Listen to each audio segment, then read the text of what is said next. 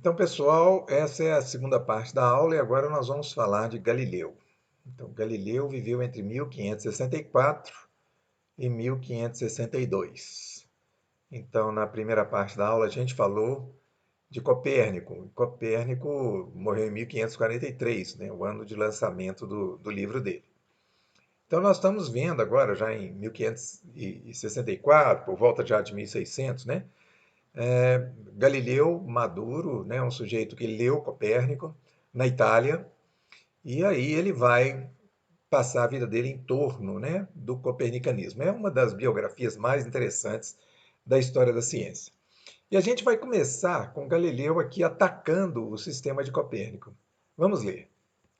Isso é um trecho do livro dele chamado Saggiatore.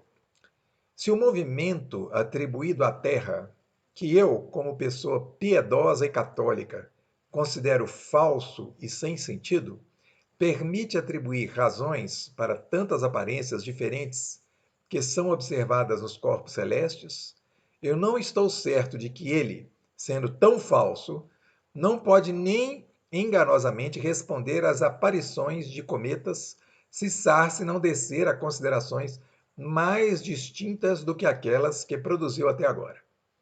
Então nós vemos aí que Galileu está polemizando, e nós vamos explicar essa polêmica mais para frente, com o Sarce, não é? E nessa polêmica ele afirma categoricamente que o movimento da Terra, atribuído à Terra, é falso e sem sentido. Então, isso é um espanto, né? De cara, assim, como é que Galileu, que inclusive nessa época que ele tinha escrito isso, esse livro, esse Saggiatore, ele que já tinha lançado um livro mostrando as descobertas que ele fez com a luneta para reforçar as ideias de Copérnico ou do heliocentrismo, como é que ele escreve uma coisa dessas, né? Como é que ele nega tudo de uma vez só? Isso aí é um truque, quer dizer, um mistério. Como é que nós vamos entender a história de Galileu? Então vamos acompanhar devagarzinho toda a trajetória, né, a saga de Galileu, para a gente entender como é que ele chegou a esse ponto aí. Então, Galileu, ele vive numa época também com bastante gente importante, né? Quer dizer, em plena renascença, em pleno vigor o desenvolvimento intelectual da Europa, né? A gente vê ele aqui, ó, ao lado do Giordano Bruno, né? Que a gente vai ver numa aula seguinte, né? Ocupou também um papel central na história da ciência. Tycho Brahe é outro sujeito muito importante dessa época, né? Bellarmino, o cardeal que é, foi um consultor para Galileu durante uma época e foi ele que condenou Giordano Bruno à morte. Então, ele está no meio, o cardeal Richelieu aqui também vai fazer parte dessa história, Campanella, né? Osário Grassi, quer dizer, é toda uma turma que participa, né, dessa saga de Galileu. Então, ele vai viver aqui nessa época de grande movimentação lá na Europa, né? Aqui está o Gregório XIII também, ó, que foi o responsável pelo calendário gregoriano, que é o que a gente usa até hoje. Esse Clavius aqui, que participou da formulação do calendário gregoriano, assim como o Luigi Lilio, né? Também esses dois são participantes aqui na época que o Gregório XIII era Papa, né? E construiu o calendário novo. Então, tudo isso estava acontecendo naquela época e a Itália tinha uma posição muito central nessa história. Então, Galileu nasce em 1564 em Pisa, né? Que naquela época pertencia ao Ducado de Florença, quer dizer, Pisa era uma parte de Florença. E a Itália ainda não estava unificada, as cidades eram, de uma certa maneira, cidades independentes, né? Mas todas tinham a cultura italiana em comum, a língua e tal. Ele estudou na Universidade de Pisa, começou a estudar medicina, fez 2 anos de medicina, depois mudou para matemática, que era uma área que ele gostava mais. Bom, terminado o curso de matemática, ele foi professor lá em Lourenço, deu aulas particulares, né? Até 1585, e depois ele volta e faz ser professor em Pisa, na universidade, né? De 88 a 92, 1588 a 1592, Depois ele vai para Pádua, onde ele vai ficar também bastante tempo, né, de 1592 a 1610. E em 1609 ele vai apontar a sua luneta para o céu. Vamos lembrar que em 1600, né, quer dizer, nós estamos falando dele já em 1609, vamos pensar que em 1600 foi o ano em que foi queimado Giordano Bruno. Era um padre, né, um intelectual, um ousado intelectual, um sujeito que contestou a teoria aristotélica, pensou num universo infinito, no mundo formado por átomos, defendeu a série de ideias consideradas heréticas ao longo da vida dele e acabou sendo queimado em Veneza. Ele vai ser assunto de aulas nossas aqui para frente também. Então, Giordano Bruno foi queimado em Roma, né, pela Inquisição em 1600. Isso é muito importante porque dá um contexto, né? Quer dizer, estava uma época em que a igreja estava, né, com mínima tolerância ou tolerância nenhuma para qualquer tipo de ideia que fosse considerada herética. E Giordano Bruno foi condenado à morte quando o chefe da Inquisição era o cardeal Bellarmino, que era jesuíta. E os jesuítas, eles desempenham um papel importante na história de Galileu, e eles foram uma ordem que foi fundada no contexto, né, da Contra-Reforma, quer dizer, um movimento da igreja de se opor, né, às reformas protestantes, ou às religiões protestantes que tinham se iniciado com Henrique VIII, com Lutero, com Calvino. Então, os jesuítas, eles eram uma ordem formada, né, que os padres jesuítas se intitulavam soldados de Cristo, e eles escolheram, e tem até hoje essa tradição, de ser uma ordem bastante intelectualizada. Então, eles se aperfeiçoaram nos estudos daquilo que tinha de mais moderno em todas as épocas, né? Então, eles tentavam fazer uma ponte entre os dogmas religiosos e os estudos mais avançados de cada época. Então, eles serviam como, ao mesmo tempo que uma vanguarda intelectual dentro da igreja, eles serviam também como uma forte censura a ideias que pudessem ser consideradas heréticas. Então, os jesuítas estavam na linha de frente da turma que condenou Giordano Bruno à morte, ele morreu queimado em 1600. Em 1609, então, chega às mãos de Galileu, né, uma luneta holandesa,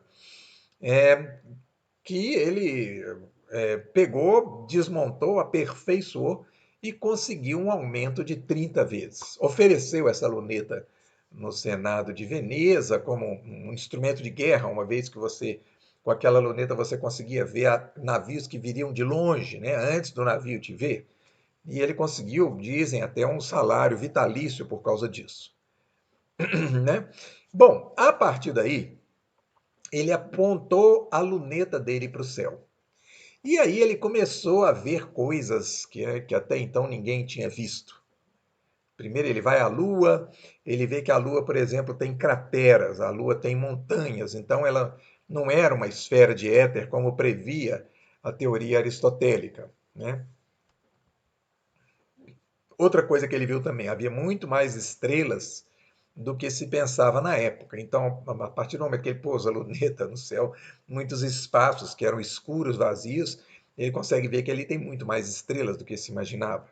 E isso é realmente hoje, né, com um binóculozinho que aumenta 30 vezes, como era a luneta dele, se você aponta para uma constelação que você conhece, normalmente você vai ver bem mais estrelas do que você vê a olho nu.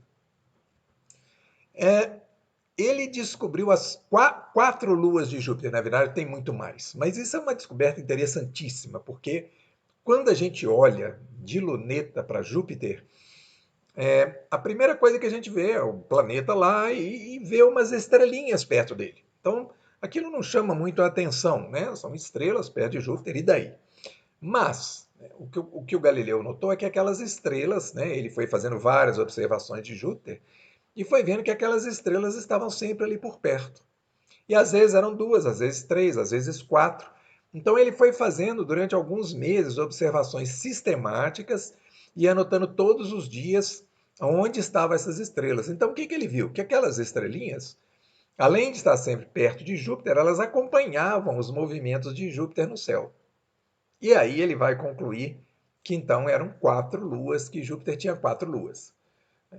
Então, essa foi uma das descobertas brilhantes desse livro, né, que ele vai publicar, que chama Sidereus Nuncius, né? Bom, isso a gente já falou, a Lua estava cheia de crateras e montanhas, e uma coisa interessantíssima também que ele vai descobrir, que ele vai intuir, né, é que essa parte escura da Lua, por exemplo, quando a Lua está meia-lua, uma parte dela está clarinha, a outra parte não está completamente escura, dá para ver que existe alguma luminosidade lá. E Galileu vai então concluir que essa luminosidade que tinha nessa parte escura da Lua, na verdade, essa iluminação lá se devia à Terra. Quer dizer, o Sol batia na Terra, na parte que era dia da Terra, e essa parte mandava luz até a Lua, iluminava a parte escura da Lua, pelo menos um pouquinho. E isso é perceptível aqui até a olho nu. Então, essa também foi uma grande sacada que ele publicou nesse livro dele de 1610. Aí está um frontispício do livro, né? Lá embaixo a gente está vendo a data, MDCX, né? 1500, 1610. E ali uma dedicatória, né? Ele sempre tinha uma dedicatória, inclusive ele tentou dar um nome a essas luas de Júpiter, chamava as estrelas de Médicis, né? Que era uma homenagem lá ao patrono lá de Veneza, que era de Florença, que era um jeito dele estar bem lá com o patrão dele, né? O patrão que pagava o salário dele. Então isso era normal na época, as pessoas escreviam livros e dedicavam, né, aos seus mecenas, inclusive eram as pessoas que não só pagavam os salários, mas eventualmente bancavam também a publicação do livro, que não era coisa barata, né? Opa, joguei para cima aqui, vamos seguir adiante.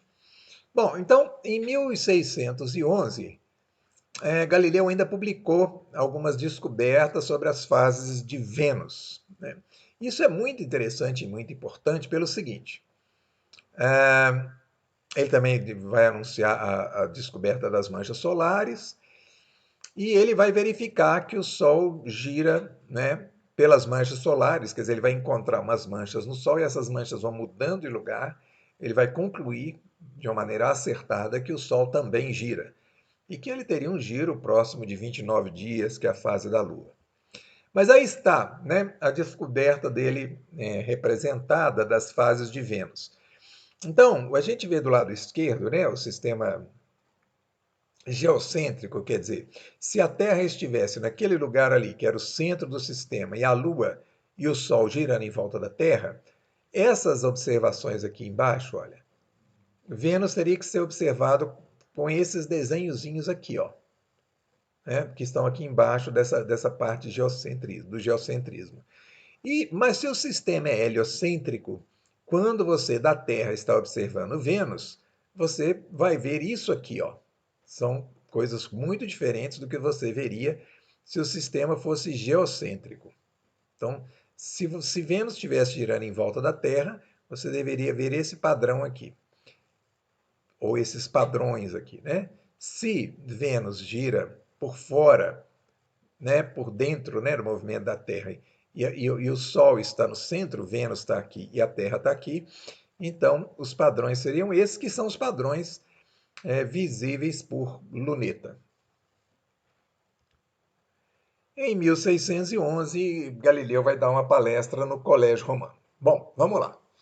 O livro Sidereus Nuncius tornou Galileu muito famoso, né? Porque foi o primeiro que publicou observações celestes, não mais a olho nu, mas vistas por uma luneta. E o que aconteceu, né? Isso foi muito excitante para a época, foi uma novidade enorme. E aí, os jesuítas, né, eles mesmos trataram de obter suas lunetas e apontar para os céus também. Então, eles também ficaram entusiasmados com as descobertas de Galileu. Daí a gente vê, né, que eles não eram simplesmente retrógrados ou simplesmente conservadores. Eles estavam dispostos a acompanhar o que tinha de novidade no mundo. Daí ele vai dar essa palestra lá no Colégio Romano em 1611. O que é o Colégio Romano? Era a sede dos jesuítas em Roma. Era um prédio muito importante, né? Porque os jesuítas tinham muito poder junto ao Papa. Eles eram aqueles que eram os responsáveis, né, pela conservação dos dogmas. Então, eles tinham um poder muito centralizado na mão deles, né, o poder de permitir ou de proibir que as coisas fossem faladas, divulgadas e etc. Então, nessa ida que Galileu fez a Roma, ele também vai fazer amizade com o cardeal Berberini. Eles vão se tornar. Barberini, desculpe. Ele vai se tornar amigo de Barberini, e Barberini, mais tarde, vai ser o Papa Urbano VIII. Então, essa amizade com o Papa Barberini foi uma coisa muito importante, muito marcante na vida de Galileu. Nós vamos ver das consequências delas mais adiante. E, além disso, ele vai se inscrever, né, na Academia dos Lincei. O que eram essas academias? Essas academias eram instituições bancadas por pessoas romanas e pessoas com dinheiro, né, eram pessoas ricas, e que organizavam uma espécie de clube filosófico, artístico, científico, quer dizer, espaços para debates fora do controle dos jesuítas. Na verdade, assim que elas começaram a aparecer, elas disputavam com os jesuítas, né, o espaço do desenvolvimento intelectual. Então, para as pessoas que estavam insatisfeitas com os jesuítas, né, devido às posturas deles um tanto quanto autoritárias, e às vezes até alguns que tinham estudado junto com os jesuítas, acabavam indo para essa e outras academias que foram fundadas na época.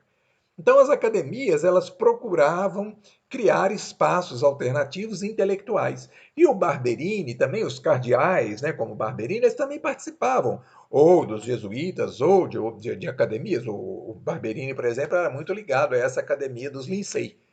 Então Galileu se inscreveu em uma delas, ele passa a ser membro dela. E, na verdade, ele era o único cientista e matemático dentro da academia. Os outros, em geral, eram artistas ou eram literatos, né? Galileu era o sujeito das ciências nessa academia dos Lincei. Bom, aí ele vai voltar, né, para Florença, vai continuar nos trabalhos dele lá, de professor e tal, e continuar fazendo as observações sobre os céus. E em 1616, né, o livro De Revolutionibus, lá do Copérnico, aquele que dizia, né, que o Sol estava no centro do universo, ele foi colocado no Index para ser revisto. O que era o Index?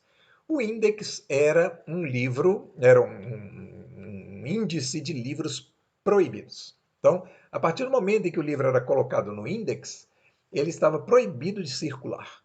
Na verdade, não houve uma condenação, vamos dizer assim, direta do revolucionismo. Esse é um livro do demônio, coisa desse tipo. Não. Inclusive, ele tinha sido, né, produzido por um cônego católico, né, que era o Copérnico. É, foi dito que ele estava sendo colocado no índex para que fosse corrigido nas partes em que ele parecia ameaçar os dogmas religiosos. E, principalmente, né, é, ele era para ser colocado no livro, no De Revolutionibus, que aquilo não representava nenhuma realidade, mas apenas uma hipótese matemática. E naquele mesmo ano, o Galileu, que era um católico fervoroso, né, ele vai consultar o cardeal Bellarmino sobre, né, essa questão do copernicanismo, se estava proibido mesmo, se não estava, e o Bellarmino avisa Galileu para não mais defender as ideias de Copérnico. Então, vejam bem, ele recebe essa mensagem diretamente do cardeal que tinha, né, comandado o grupo que botou o Giordano Bruno na fogueira, e esse mesmo cardeal avisa ele para não defender as ideias de Copérnico. Então, a partir de 1616, ficou claro, né, que nos meios católicos não se podia defender a ideia de Copérnico, até que houvesse, né, por parte da congregação da fé, quer dizer, da Inquisição, uma posição mais definida em relação ao livro de Copérnico. Então, Galileu se viu numa situação bastante complicada. Por quê? Ele era um copernicanismo completamente convicto, tanto é que ele fez aquele livro Sidereus Núncios para mostrar que o céu não era nada daquilo que Aristóteles tinha previsto, quer dizer, as coisas não eram formadas de éter, como se estava colocado, né? Ele viu que o Sol tinha manchas, que a Lua tinha crateras, a Lua tinha montanha, Vênus funcionava como um sistema heliocêntrico e não como um sistema geocêntrico. Então ele tinha para ele já muitas observações que o convenciam, né, plenamente de que o sistema era heliocêntrico e não geocêntrico, né? Bom, aí ele vai lançar um livro em 1623. Esse livro é o livro que condenou Galileu. Ele chama-se Il Saggiatore, né?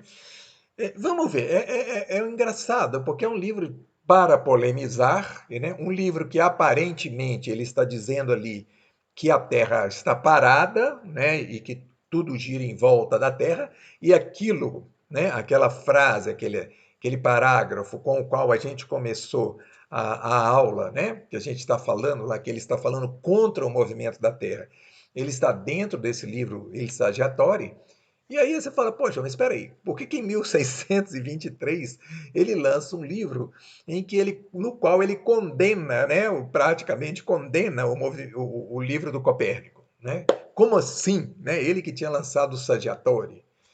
Então, para entender essa polêmica, a gente tem que entender o que aconteceu, né? É, por trás dessa história, o que estava acontecendo era o seguinte: a partir do momento em que a Igreja manteve o livro do Copérnico no índex, e de uma certa forma estava proibido falar-se do copernicanismo, Galileu entendeu então, né, que já que ele não podia, né, já que a Igreja não ia adotar o copernicanismo, era importante, né, e o copernicanismo ainda não estava totalmente condenado, mas era importante não deixar que outro sistema prevalecesse. Quer dizer, teria que ser ou heliocentrismo ou copernicanismo, desculpa, ou copernicanismo ou aristotelismo, aquele sistema de Aristóteles e Ptolomeu. Então não podia deixar outro sistema entrar no meio, né? Porque ia complicar mais a polêmica ainda e abrir espaço para a igreja ir atrás de um outro sistema e abandonar de vez o Copérnico. Os jesuítas, por sua vez, que tinham, né, venerado, né, Galileu, que tinham achado fantástico, Saggiatore, que acharam sensacional, botaram suas lunetas também para o céu. Um deles descobriu as manchas solares junto com Galileu. Eles até brigaram por causa disso. Quem teria descoberto primeiro as manchas solares? Houve uma polêmica em torno disso. Enfim, os jesuítas estavam de olho nos céus, tá bem? Mas em vez de adotar o copernicanismo, eles tenderam para um sistema de um sujeito dinamarquês, que era também contemporâneo da época lá, né, que se chamava Tycho Brahe. O Tycho Brahe era um astrônomo dinamarquês famoso, que vai fazer parte também da nossa história, porque ele vai desenvolver as observações mais perfeitas, né, as tabelas, né, com as posições de estrelas e planetas mais perfeitas que jamais a humanidade tinha produzido. E esse Tycho Brahe também achava um absurdo a Terra estar se movendo. Ele achava que um planeta desse tamanho não podia estar em movimento. Então, ele propôs um sistema intermediário, né? Ou seja, a Terra está parada no centro do universo. O Sol gira em torno da Terra diariamente, como a gente vê no céu. E os planetas, eles não giram em torno da Terra, eles giram em torno do Sol. Então, no sistema do Tycho, os planetas giravam em torno do Sol e o Sol carregava os planetas e girava em torno da Terra. Era um sistema complicado, o Tycho sabia disso, que ele teria um monte de coisas para demonstrar por que ele acreditava em tal sistema, mas para os jesuítas era uma coisa bastante interessante, porque, né, mantinha a imobilidade da Terra e ao mesmo tempo não negava aquilo que eles estavam vendo com a luneta. Então um deles, né, que se chamava Orazio Grassi, né, ele vai escrever um livro com o pseudônimo de Lotário Sarsi. Então ele vai lançar um livro como se fosse Lotário Sarsi, analisando um cometa que tinha aparecido no céu e que os jesuítas tinham observado com a luneta. Então, o Grassi, ou Sarsi, né, ele tinha bastante dados e argumentos para dizer que o cometa, né, ele apresentava um movimento no céu em relação às estrelas de tal monta que ele não poderia estar dentro da teoria de Aristóteles, segundo a qual os cometas não eram corpos celestes, mas eram vapores que estariam aqui na atmosfera terrestre. Então, esse Sarsi, né, ele vai lançar um pequeno livro dizendo que esse Tribus Cometes, né, ele vai mostrar nesse primeiro livro que está aqui que o cometa realmente não podia ser aquilo que Aristóteles havia previsto. E como os jesuítas estavam do lado de Tycho Brahe, né, quer dizer, essa ideia de que os cometas não estavam na Terra ela era levada para o sistema de Tycho Brahe. Então, os cometas, assim como os planetas, giram em torno do Sol. E o Sol gira em torno da Terra. Tá? E a Terra está parada no centro do universo. Aí, um aluno de Galileu, né, o Mario Guiducci, né, ele vai e escreve um livreto chamado Discorso delle Comete, que é um contraponto ao livro do Sarsi. Tá? Na verdade, ele se afunda numa causa perdida. Esse livro do meio aí. Por que é uma causa perdida? Porque ele tenta defender exatamente o Aristóteles e dizer que o cometa era uma emanação terrestre. Olha só, ele estava orientado por Galileu. Galileu não viu o cometa ele não conseguiu ver o cometa que os jesuítas viram. Ele não conseguiu fazer as observações de luneta. E ele retrocede, né? Ele faz uma defesa por meio desse aluno dele, né? O nome do Galileu nem entra na história por enquanto, né? Dizendo que aquilo era um absurdo, que aquele cometa não era mais do que uma emanação terrestre, uma emanação de vapores, voltando à teoria aristotélica. Né? Poxa, por que Galileu está voltando à teoria aristotélica? Né? Não é porque ele acreditava em Aristóteles, era porque ele não queria de jeito nenhum que prevalecesse a ideia dos jesuítas, porque essa ideia levaria ao sistema de Tycho Brahe. Aí, o Sarsi lança um outro livro, que chama-se Libra Astronômica. Né? E ele vai aqui citar, se você prestar atenção aqui nesse livro do lado direito, olha, que dá lá o nome de Galileu Galilei lá na entrada do livro. E Mário Guiducci. Né? Quer dizer, na verdade, agora o Sarsi vai assumir, naquele livro ali, que ele estava conversando com Galileu. E ele tinha argumentos de sobra para poder detonar a ideia de Galileu, que era uma ideia aristotélica e já estava superada, e Galileu sabia disso. Mas, né, a forma, a maneira de argumentar, né, a partir dos costumes dos jesuítas, que foi usado pelo Sarsi no livro dele, era uma maneira que se baseava muitas vezes em autoridades, em outras pessoas que haviam falado isso, que haviam falado aquilo, e aí ele vai construindo a argumentação dele, que era normal no meio dos jesuítas, em torno dessas autoridades, né, que ele chamava para o livro dele. Bom, aí está então a trama do Saggiatore. Quando esse livro da Libra Astronômica saiu, o pessoal da academia do Liceu ficou muito mobilizado por ele, porque eles eram inimigos dos jesuítas, pelo menos inimigos intelectuais, mas eles não conseguiriam comprar a briga, eles não tinham fôlego para comprar a briga com os jesuítas. Então eles meio que encomendaram a Galileu agora, em vez de ser o aluno dele, mas o próprio Galileu, de fazer uma resposta, dar uma resposta ao Grazi, né? E que estava escrevendo com o pseudônimo de Sarsi, mas todo mundo sabia que era o Grazi. E aí que Galileu escreveu o Saggiatore, mas é um livro extremamente polêmico, em que ele detona o Sarsi, né? Começa dizendo que praticamente estava lidando com um covarde que não tinha nem a coragem de lançar o próprio nome no livro, de colocar o próprio nome no livro. Quer dizer, se você escreve só com pseudônimo é porque você está escondendo alguma coisa. E vai por aí a polêmica, quer dizer, Galileu sabia que ele estava errado, que não tinha como defender a ideia de que o cometa era uma emanação da atmosfera da Terra. Então ele resolve atacar o autor do outro livro. E tudo, até aí tudo bem, era só uma polêmica, inclusive ficou uma polêmica, porque para o pessoal da época, uma polêmica engraçada, o Barberini, né, o cardeal, leu, riu pra caramba, achou muito engraçado e tudo. Mas, né, além de comprar toda essa polêmica, o Galileu também resolve entrar com mais dados, né?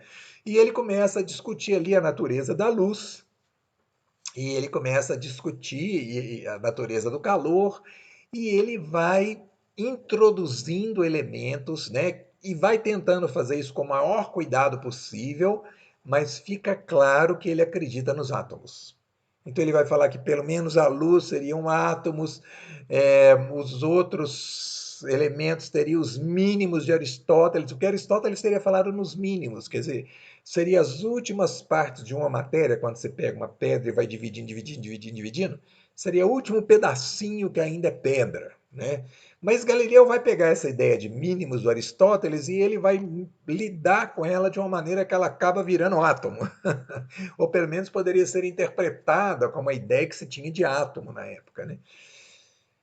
Então, ao mesmo tempo que ele, né, intelectualmente ele destrói o Grazi, né? Ele joga o Grazi no lixo, né? Ele acaba com o Grazi intelectualmente, e aí o pessoal da Academia dos Lincei foi à loucura de felicidade, né? Ele deixou esse rastro lá, esse rastro de que ele acreditava no atomismo, tá? Bom, em 1623, olha, nós estamos falando aqui de 1623, né? No ano que lançou o livro. Naquele mesmo ano, o Barberini virou papa, porque o papa da época morreu, né? E aí o pessoal do Lincei achou uma alegria total, porque havia a ideia de que ele faria um papado bastante liberal, que deixaria as ideias novas aparecerem, porque ele era amigo do pessoal da Academia dos Lincei. E todo mundo ali, né, sustentava, por exemplo, Galileu.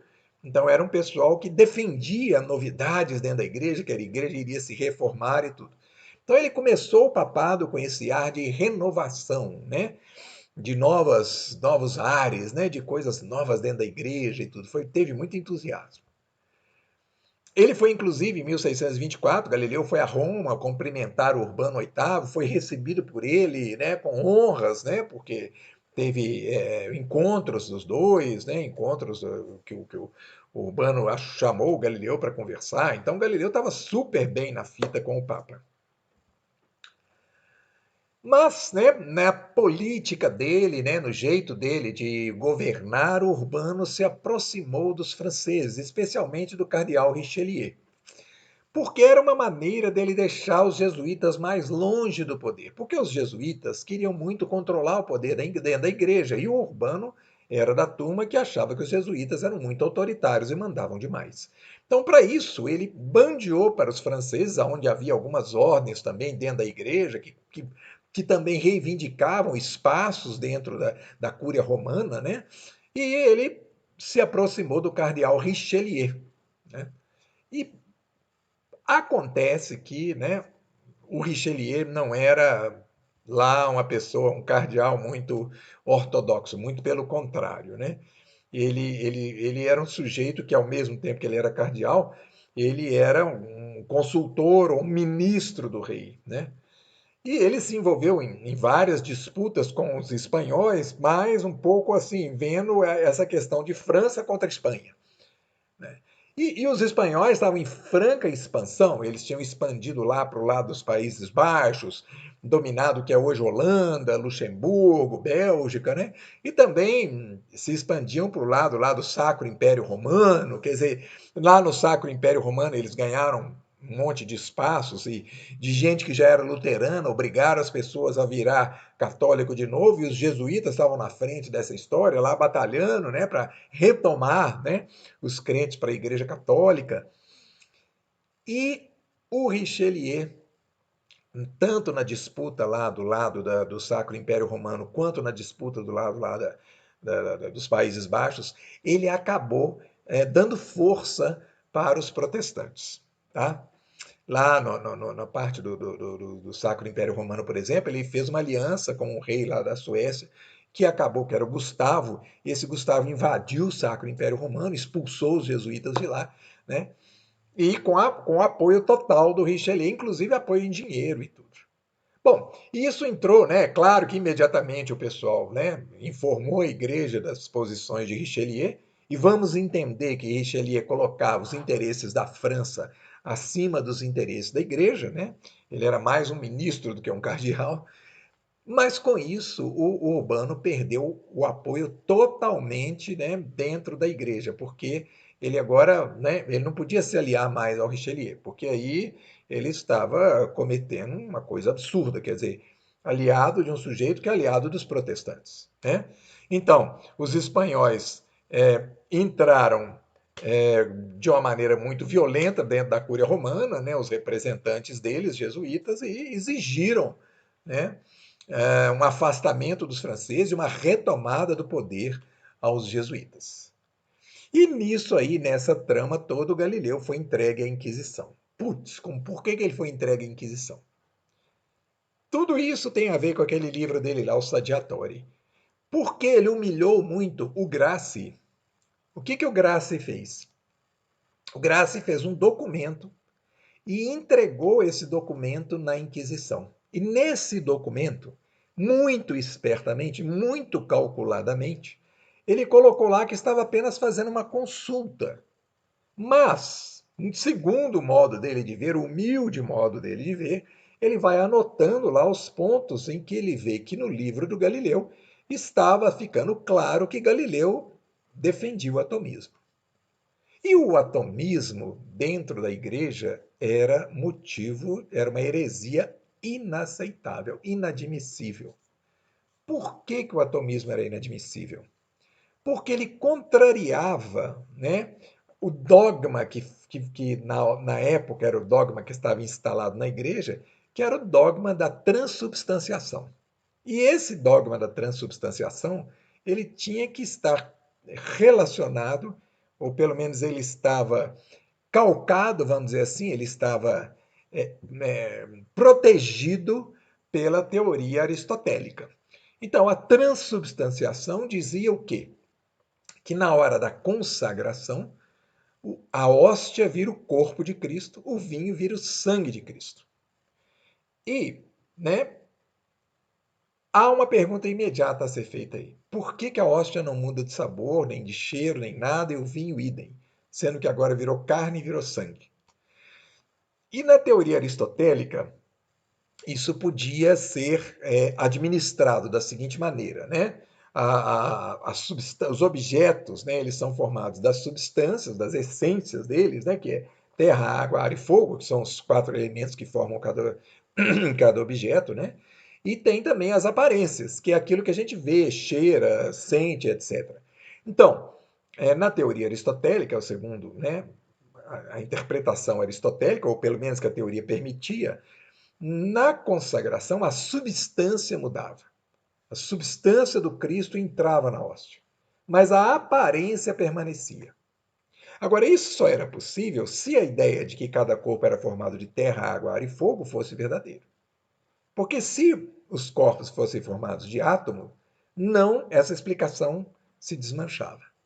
Então, né, se os corpos eram formados de átomos, essa era uma visão da época, né? Necessariamente na hora da consagração, porque tudo é átomo, e se agora a hóstia virou carne, tinha que ser outros átomos, tudo tinha que mudar. Então, se nada mudou, se a hóstia continua lá, A única interpretação possível, que foi adotada lá pelos luteranos, era de que seria, né, a comunhão seria um momento da gente rememorar e venerar o Cristo, e não, né, uma coisa ali tão concreta, né, que era a transformação da hóstia em carne e do vinho em sangue, né? Bom, então a igreja já havia muito tempo, e Giordano Bruno foi para a fogueira por causa disso, a igreja já havia fechado questão. E, né, desde o lançamento do Saggiatore, né, completamente humilhado, o Grassi entrou para a Inquisição com esse documento, que ficou lá escondido, tudo era muito secreto. E quando o Papa Urbano perdeu o poder junto, por causa da aliança dele com os franceses, os jesuítas retomaram o poder e falaram: agora nós queremos o Galileu, agora o Galileu tem que ser julgado, né? Então, naquele mesmo ano, foi o ano de 1632, o Galileu lançou esse livro, Diálogos e Demonstrações Matemáticas sobre as Duas Novas Ciências. Quer dizer, é um livro em que ele vai comparar o aristotelismo com o copernicanismo. E é um livro em que ele vai, de uma certa maneira, retomar a defesa do sistema de Copérnico, mas novamente, como era o jeito dele, de uma maneira sutil, ele vai fazer um diálogo entre três personagens, um defende as posições de Aristóteles, o outro defende as posições de Galileu, né, sobre o mundo, sobre como é que eram os céus e tal. E logo na saída desse livro, o Papa anuncia que havia uma acusação gravíssima contra Galileu. E aí, né, ele foi convocado para a Inquisição, tá? Bom, ele acabou sendo condenado à prisão perpétua em 22 de junho daquele mesmo ano, né, que saiu o livro dele. Saiu o livro dele aqui e em junho ele foi condenado. Inclusive tentaram até barrar para o livro não sair, os amigos dele tentaram segurar esse livro, porque falaram: Galileu, a barra está pesada, não solta o livro, mas aí o livro já tinha saído, já estava correndo o mundo. Ficou então para a história a ideia de que o Galileu teria sido condenado porque defendeu Copérnico e isso estava proibido. Mas não é essa a história. A história verdadeira não é essa. Quando a Inquisição, né, o pessoal da Inquisição falou, e aí o Belarmino já tinha morrido, tá? Já não era mais o Belarmino, mas tinha lá a cúpula da Inquisição, né? Quando eles falaram que eles queriam Galileu, que eles iam abrir o processo contra Galileu, o Papa, né, apesar de ter falado que havia acusações gravíssimas contra Galileu e de uma certa maneira ele fez um escândalo com a coisa, ele tomou suas providências. Então, uma delas, por exemplo, ele expulsou o Grassi de Roma. E Grassi era um arquiteto. E ele estava em pleno trabalho no Colégio Romano, que era exatamente o prédio, né, dos jesuítas, a sede central dos jesuítas em Roma.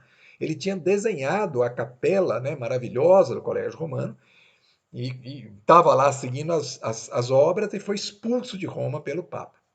E ele também expulsou outras pessoas, quer dizer, deu uma limpada no terreno. E ele constituiu uma comissão. Nessa comissão tinha um jesuíta, tinha mais dois que não eram jesuítas, e que todos os três foram escolhidos a dedo.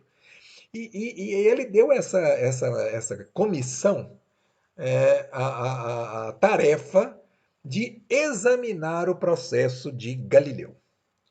Então, isso nunca tinha acontecido, tá? Nunca tinha acontecido antes, essa coisa de se formar uma comissão. E aí ele disse que a Inquisição só ia poder julgar o Galileu seguindo aquilo que fosse determinado pela comissão. A comissão soltou um documento dizendo que Galileu era réu de ele era réu de copernicanismo, tá? Então ele tinha que ser julgado por ser um copernicano, por defender Copérnico numa época em que o copernicanismo estava proibido. Ok, Galileu não estava sabendo de nada disso porque tudo corria sem o réu saber. O réu não sabia nem de que ele era acusado. Então ele foi levado para Roma, ele teve que se apresentar a Roma para ser julgado. Normalmente, né, o sujeito que ia ser julgado era levado para a prisão que ficava lá na sede da Inquisição. O sujeito ficava lá na prisão enquanto ele era julgado. Foi o lugar, por exemplo, ocupado pelo Giordano Bruno.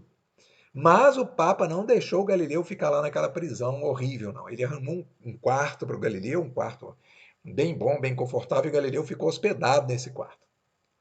Quando começou o julgamento, Galileu então ficou sabendo que ele estava sendo julgado por copernicanismo. E ele começou a se defender. Ele começou a se defender. Bom, e aí, naquele mesmo dia, o julgamento foi suspenso. A gente não tem certeza, não sabe do que aconteceu. Nós estamos nos baseando em autores que estudaram isso, especialmente um sujeito chamado Redondi, que estudou isso em 1900, na década de 1980, e ele nos convenceu do seguinte: por que o julgamento de Galileu foi interrompido? Porque ele tinha ótimos argumentos a favor dele para se defender, para dizer que ele tinha motivos para insinuar que Copérnico estava correto. Embora ele também pudesse dizer que ele tinha alegado que a Terra não se movia, que era uma hipótese, né?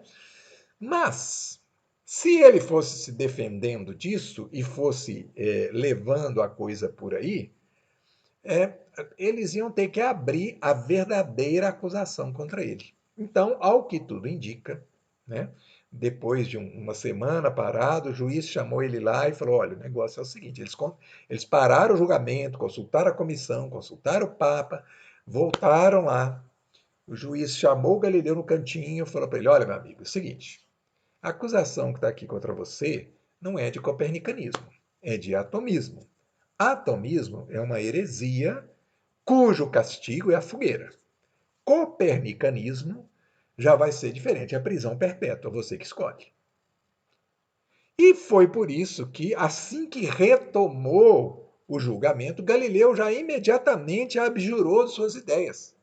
Então ele disse: não, não é nada disso, eu não acredito, tudo que eu preguei estava errado, eu peço perdão, assinou um documento lá de abjuração, né, que é um documento espalhado pelo mundo afora, todo mundo até hoje não acredita que foi, né, Galileu um mártir da ciência porque teve que abrir mão de suas ideias, porque ele foi condenado porque ele era copernicano, mas não é nada disso. Ele topou fazer o jogo. Né? Quer dizer, ele saiu fora, né? Ele então admitiu que ele era um copernicano arrependido, né? Que agora ele abominava as suas ideias, para ele não enfrentar o atomismo, que era a verdadeira acusação da qual ele não tinha como escapulir. Então ele devia de passar o resto da vida atrás das grades, né? Que era esse o castigo que ele recebeu. Mas, de novo, Urbano VIII interferiu e comutou a pena dele. Ele foi condenado à prisão perpétua, mas podia ficar numa casa. E ele vai passar os restos da vida dele numa prisão domiciliar, na casa de um amigo. Né?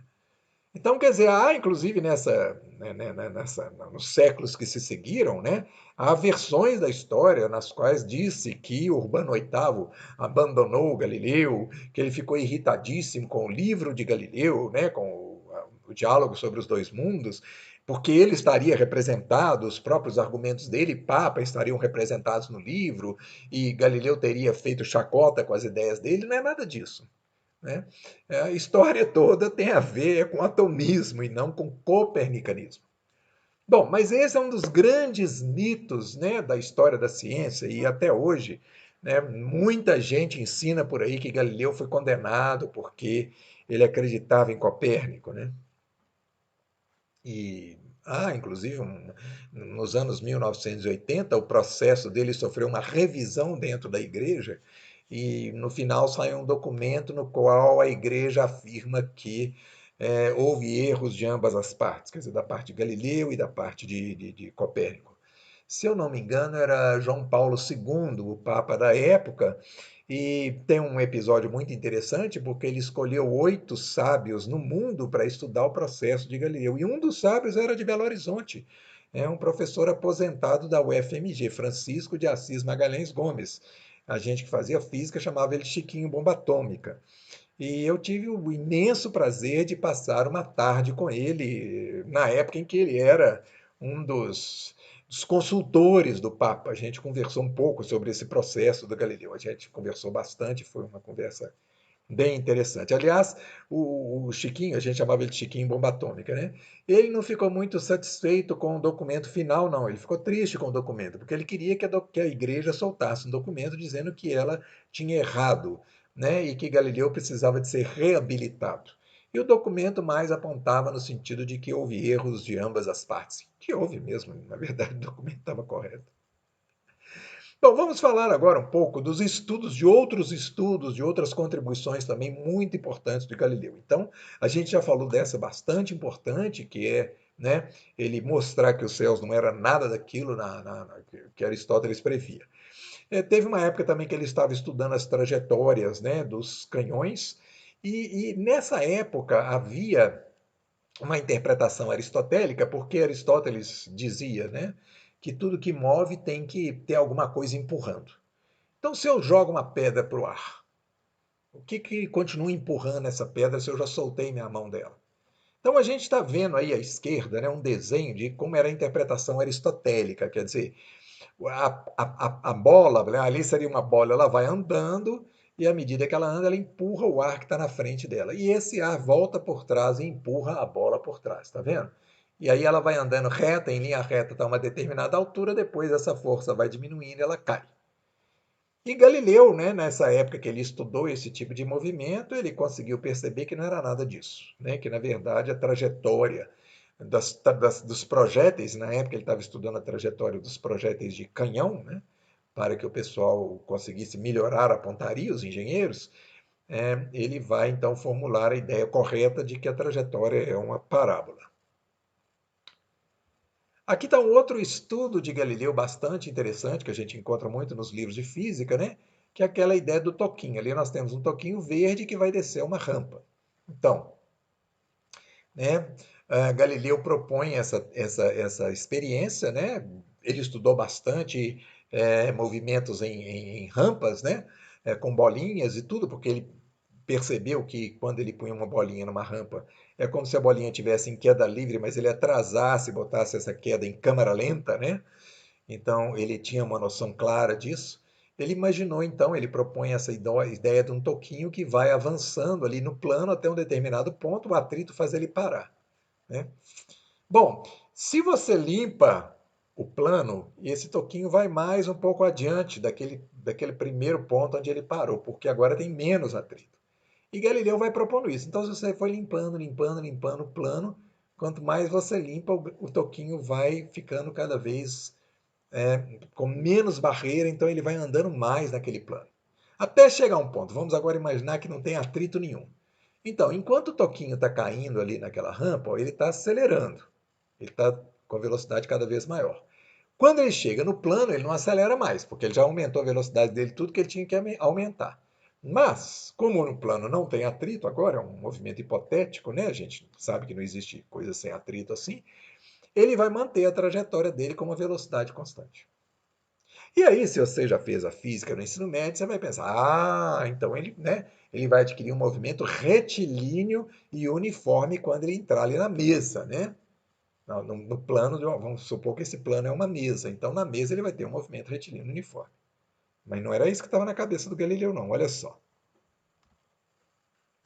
Imagina que você pega uma mesa e vai alongando a sua mesa, alongando, alongando, a sua mesa vai voltar para o mesmo lugar. Ela vai dar uma volta em volta da Terra, né? Então, né, você pode ver claramente que se o toquinho tiver na mesa e a mesa não tiver atrito, ele acaba dando uma volta em volta da Terra e voltando para o mesmo lugar. Para que Galileu imagina, né, toda essa história? Porque o que ele quer argumentar ali? Ele quer responder uma pergunta muito interessante, desde que Copérnico, né, lançou a ideia de que os planetas giram em torno do Sol. E a pergunta era: o que empurra os planetas? Né? O que mantém o movimento dos planetas dentro? O planeta girando em torno do Sol. O que está empurrando ele para girar em torno do Sol?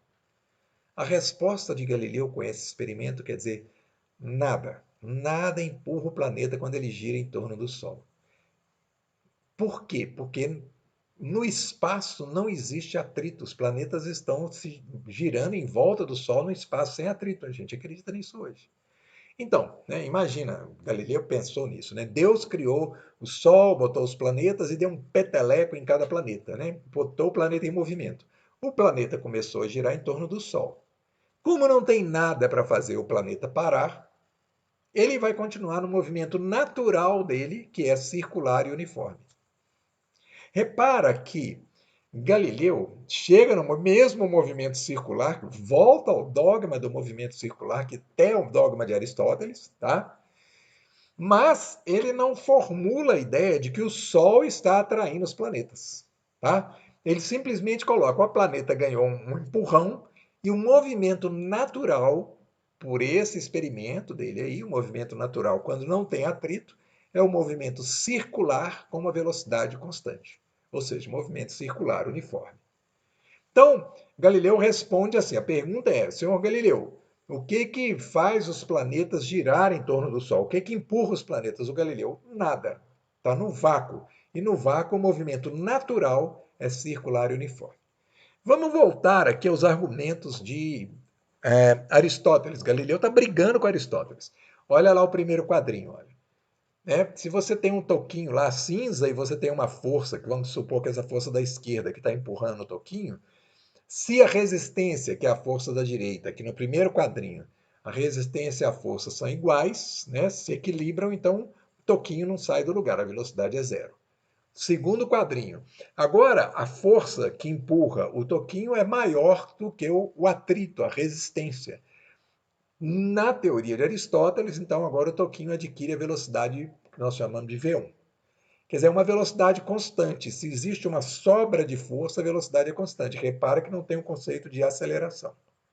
No terceiro quadrinho, né, nós quebramos pela metade a resistência, quer dizer, diminuímos o atrito pela metade. Isso era Aristóteles, 400 anos antes de Cristo, pensando lá. Tá? Então a velocidade dobra, lá 2V, porque a resistência caiu pela metade. Então o Aristóteles pensou o seguinte: eu vou dobrando a velocidade e eu vou cortando pela metade a resistência e a velocidade consequentemente vai dobrando. Até um ponto que, se eu chegar numa resistência zero, que é o último quadrinho aí, ó, a força sobre o quadrinho, se não tiver nenhuma resistência, vai fazer o bloquinho, né, atingir uma velocidade infinita. Então, com esse tipo de raciocínio, que também é um experimento que não dá para fazer, um experimento teórico, Aristóteles concluía que, se houvesse vácuo no universo, os corpos atingiriam velocidade infinita, o que é um absurdo. Quer dizer, eu pego uma pedra, dou um tapinha nela, ela desaparece, porque ela vai para o fim do universo na mesma hora. Isso aqui é velocidade infinita. Como isso é uma coisa absurda, quer dizer que não existe vácuo. Então, essa era uma prova física, né, da física de Aristóteles, para dizer que não existia vácuo.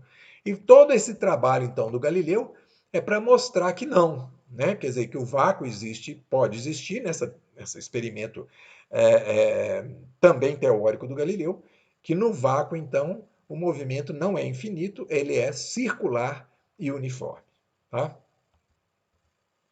Aqui é um outro experimento brilhante de Galileu, uma descoberta brilhante, que ele diz o seguinte: olha, se eu tiver um cilindro aqui de metal, né, e uma pena, e soltar os dois vão chegar juntos no chão, se não houver resistência do ar. Né? Então, olha lá, eu botei ali uma bola e uma pena. Né? O peso, isto agora eu estou dando a explicação moderna, tá? O peso da bola é muito grande, essa setinha alaranjada aí é o peso da bola. E a setinha alaranjada do peso da pena é muito pequenininho. Então, na hora que elas começam a cair, e a resistência do ar vai crescer, porque ela, né, se elas não estão em movimento, não tem resistência do ar. Se elas começam a andar, a resistência do ar é o vento, né? O vento sofrido. E como o vento vai depender da área de contato com o ar, a resistência sobre a bola é até maior que a resistência sobre a pena. E, no entanto, a bola chega primeiro no chão do que a pena. Por que que isso acontece? Porque o peso da bola é muito grande, portanto, a quantidade de resistência que ela sofre é muito pequena em relação ao peso dela. Embora a resistência sobre a pena seja menor, bem menor do que a resistência sobre a bola, A pena não consegue aumentar mais a velocidade. Por quê?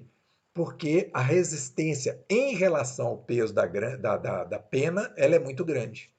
Por isso que a resistência acaba freando o movimento da pena. Mas, se a gente tirar as duas resistências, a da pena e a da bola, ou seja, se a gente fizer elas caírem no vácuo, elas vão chegar juntas no chão. Galileu chegou a esse raciocínio de uma maneira brilhante e analisando aqui ó, o pêndulo. Então, eu desenhei um pêndulo aí, a gente vê ali em cima, olha, um ângulo que a gente chamou de alfa, e L é o comprimento da linha aí, tá? E ali eu coloquei em azul, né, o que seria o peso de uma bola que vai ficar oscilando para lá e para cá, né? Esse PX aí é o componente do peso dela que vai fazer ela descer, e esse PY aí, nessa parte verdinha aí, é o componente dela que vai ser anulado pela corda, né? Bom, o interessante do pêndulo é o seguinte, se eu trocar essa bola aí por uma outra igual, mas com o peso duas vezes maior, né, a oscilação dela vai durar a mesma coisa. Então, se a gente marcar um lugar ali para ela começar a oscilar, tá? Soltar e ela ficar igual uma gangorra para lá e para cá, e a gente marcar o tempo de 10 oscilações, tá? Depois nós trocamos por uma bola duas vezes mais pesada, também com 10 oscilações, o tempo de ida e volta, né, o tempo das 10 oscilações vai ser o mesmo para qualquer bola. Não importa, então, a massa da bola. Galileu percebeu perfeitamente que no pêndulo os corpos estão caindo. Então, se a queda ali não depende da massa do corpo, Galileu entendeu com isso que a queda, né, ela não depende da massa do corpo. Ela não depende do peso do corpo, né, nem da massa, nem do peso. Né? Portanto, né, a queda é igual para todos os corpos. Isso é alguma coisa genial, né, para um sujeito de 1600 que não podia realizar esse experimento. Hoje é possível realizar esse experimento. Aqui também mais uma ideia de Galileu, ó, e essa ideia aqui está relacionada com aquele movimento lá parabólico, né, que acontece dos projéteis, né? Então, essa aqui é uma fotografia real, a gente vê duas bolas, uma amarela e uma vermelha, e elas são, né, elas caem da mesma altura, só que a amarela, na queda, ela é lançada para a direita, ó, ela atinge uma velocidade horizontal, ela recebe um empurrão na horizontal, enquanto que a vermelha é simplesmente largada e deixada cair. Então, o que a gente vê é que, né, as duas vão caindo exatamente no mesmo tempo, elas caem juntas, apesar de uma ser lançada mais para diante. Com isso aí, Galileu estava, né, ele não formulou completamente a lei da inércia, mas estava dizendo o seguinte: olha, o movimento na vertical e o movimento na horizontal são movimentos independentes. Então, a gravidade ela vai atuar igualmente tanto para a bola amarela quanto para a bola vermelha, independente da bola amarela ter um movimento na horizontal. Isso não é uma coisa fácil de acreditar, né? Por exemplo, imagina a gente fazer uma experiência com, não dá para fazer, né? É muito difícil fazer uma experiência dessa, mas se a gente fizesse com um fuzil, por exemplo, com uma bala que vai sair super rápido do fuzil. Então vamos supor que ao mesmo tempo em que eu atiro o fuzil, uma outra bala de fuzil é colocada do lado dele, então a hora que sai a bala do fuzil, a outra é lançada no chão, a uma altura de 1,5 m do chão. A hora que essa bala que não foi lançada cair aqui no chão, se a outra foi lançada na horizontal, ela vai estar caindo no chão também.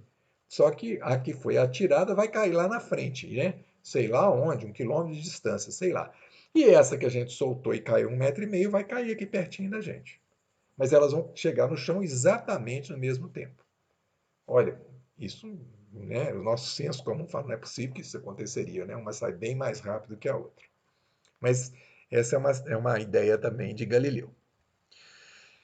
Agora, uma experiência que também tem uma lenda de que Galileu foi lá na Torre de Pisa e soltou duas bolas, né, de metal, sendo que uma era duas vezes mais pesada do que a outra, para mostrar que as duas iam chegar juntas no chão. Porque na teoria de Aristóteles, né, o peso do corpo, a gravidade do corpo é que fazia ele querer chegar no chão, era o lugar, procurar o lugar dele natural, né? E para Aristóteles não fazia sentido pensar que duas bolas, uma sendo duas vezes mais pesada do que a outra, as duas chegariam juntas no chão. Mas isso Galileu não fez, esse experimento de subir na Torre de Pisa e lançar as duas bolas, e se ele tivesse feito, ele ia errar. Por quê? A torre é muito alta, né? Se ele lançasse lá duas bolas com pesos diferentes, acaba que o atrito com o ar, devido ao vento que ia ficando cada vez mais forte, ia acabar influenciando o movimento e as duas não iam chegar juntas no chão. Então tá aí, minha gente. Essa é a história do nosso Galileu. Ele morreu na casa lá do amigo dele, viveu mais uns anos lá dentro, né? Durante a vida dele, quando ele, né, ainda estava preso lá, a discussão continuou andando, os jesuítas continuaram opondo-se ferozmente, né, à ideia do atomismo, e por muito tempo ainda eles foram contra o atomismo, né, vai custar para aceitar a teoria atômica dentro das ciências, né? Mas quando Galileu morreu, já ninguém mais acreditava que a Terra estava parada no centro do sistema, né? O sistema já se sabia que os planetas giravam em torno do Sol. Era uma questão de aparecer alguém que juntasse as ideias, né, que estavam surgindo e que esse alguém, né, fechasse essa história numa física coerente. René Descartes tentou e não conseguiu, né? Isso vai ficar por conta do Newton. Tá? A última coisa a se dizer, nós também vamos falar de um outro personagem chamado Kepler, que foi, esse é o cara, né? Kepler é o cara, ele foi também contemporâneo de Galileu, o Kepler viveu numa região de luteranos, ele trabalhou com Tycho Brahe, que também era luterano, é uma coisa curiosa, quer dizer, os jesuítas queriam o sistema de Tycho Brahe nem era católico, ele era luterano. Para a gente ver que, de um certo sentido, os jesuítas tinham uma certa abertura né, mental. Né? Então, o Kepler também era luterano, ele trabalhou com Tycho Brahe e o Kepler também lia os trabalhos de Galileu. E o Kepler tentou influenciar Galileu, inclusive ele que vai descobrir que os planetas não giram em torno do Sol num movimento circular, mas num movimento elíptico. Mas Galileu não vai dar bola para Kepler, nunca vai responder às cartas de Kepler, né? Fisicamente, discutir a física dele. Né? Provavelmente Galileu se sentia muito acuado dentro da igreja e com medo de se aproximar de luteranos. Outro que apoiou ele demais da conta e que ele nunca mencionou, morreu de medo, é um sujeito também, um estudioso da época, chamava-se Campanella, né? Era também italiano, só que Campanella estava preso, acusado de múltiplas heresias, né? Era um cara, era um herético reincidente, então apesar de Campanella sempre apoiar Galileu, Galileu não queria conversa nenhuma com o Campanella. Na verdade, a situação dele já era complicada o suficiente. Bom, e assim nós vamos ficar por aqui, terminar nossa aula. A gente falou então hoje do Copérnico, que lançou aquele livro, né, o De Revolutionibus, e agora nós examinamos essa vida interessante do Galileu.